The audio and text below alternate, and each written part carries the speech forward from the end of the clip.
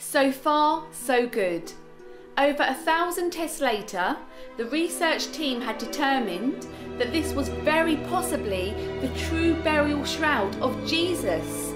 The whole world was abuzz with the talk of the Shroud of Turin and what it might mean if we finally had real, physical, undisputable scientific proof of the crucifixion.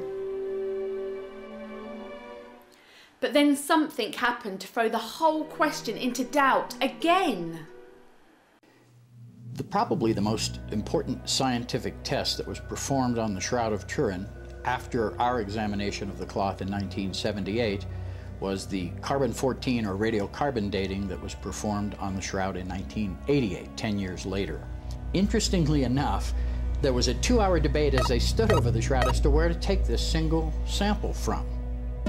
And ultimately, it was decided to take it from a corner of the shroud, far away from the image and the other bloodstains and things on the shroud, but not far from a water stain and a scorch, but down in this corner, right next to an existing seam, so it would appear that this was authentic Shroud of Turin.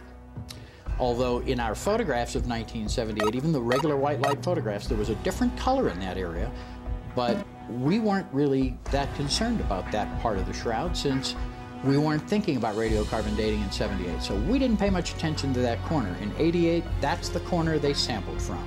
They took a piece, they cut it into thirds, and each was distributed to the 3 laboratories that remained involved in the testing.